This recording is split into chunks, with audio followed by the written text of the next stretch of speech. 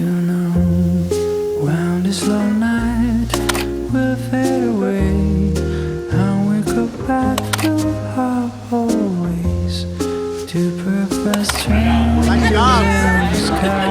You got it there.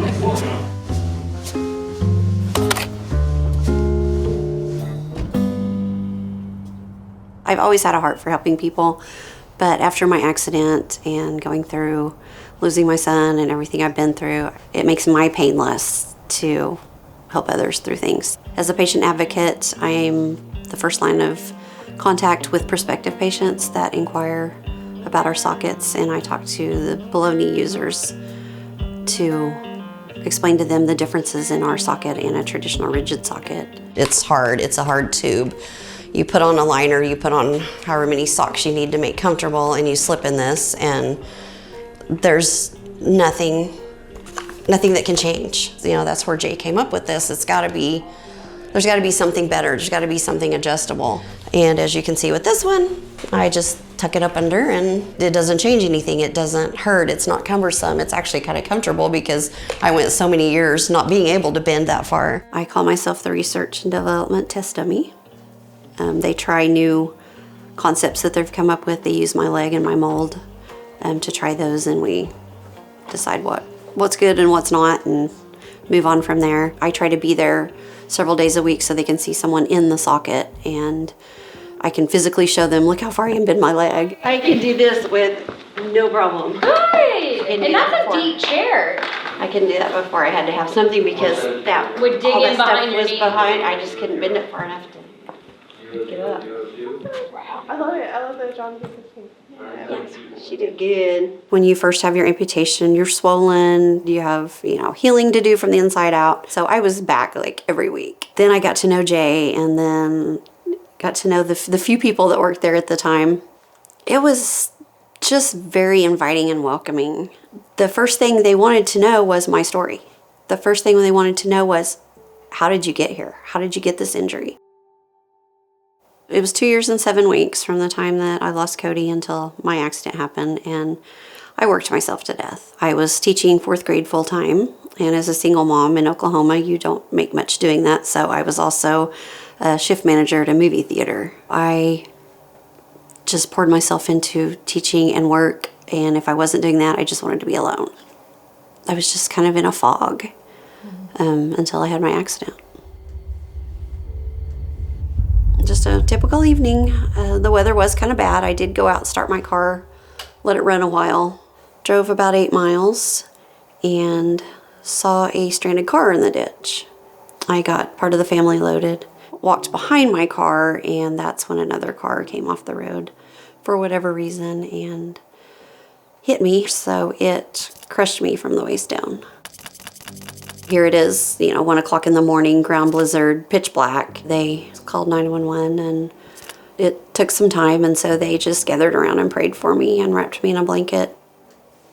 4 or 5 days in, they were trying to get circulation to my foot that had been crushed, and they just didn't think they could save it, and so they brought me out of the drug-induced coma and said, now, your foot's pretty destroyed, and we could try to save it the best we can, but you'll probably be, in pain the rest of your life in that foot, or we could amputate it. And I looked up at him and said, cut the sucker off. And then they put me back in the coma, so that was their consent. So the doctor came out to my family and said, I just have to ask you something. And they're like, what's that? And he said, is she stubborn? And they just all laughed and said, yes, she's very stubborn and very independent. And they said, well, we've seen that, and it's okay, it's gonna save her life, which it did. When I woke up, I'd been in a coma for 11 days, and Guy, my fiance, which is now my husband, was standing at my side, and he just looked at me and he said, you're different. And I kind of thought for a minute where I was at, and I kind of looked at my legs, and he said, no, you're different. And that's when I told him that I had seen Cody.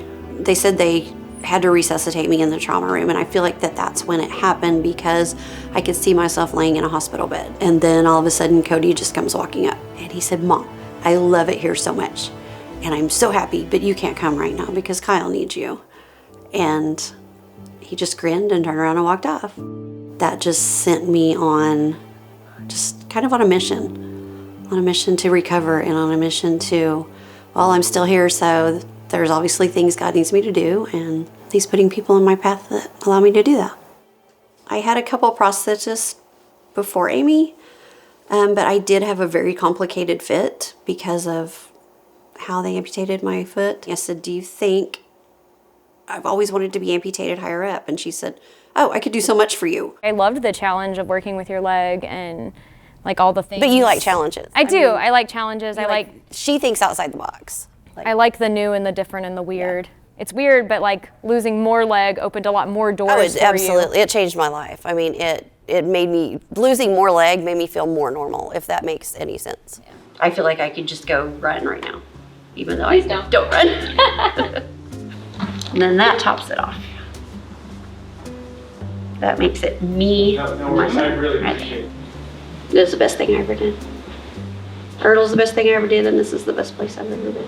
They're never going to stop research. The research is just going to always continue because they know that there's always bigger and better ways to do it. That's the great thing about this company.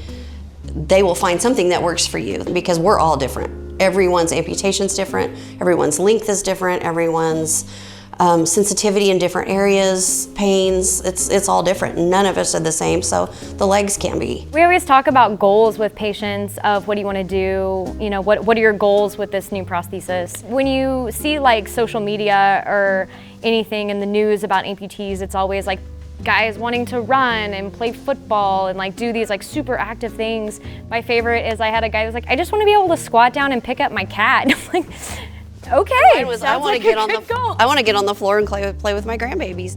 We have people wearing them, doing strenuous things for 16 hours a day that they say couldn't have done for a few hours before in a rigid socket. I tell patients, here's what I can do that I could not do in a rigid socket, and that is climb on the floor, play with my grandbabies. That usually gets most of them because like, I can't either. If I got down there, I would never get back up by myself.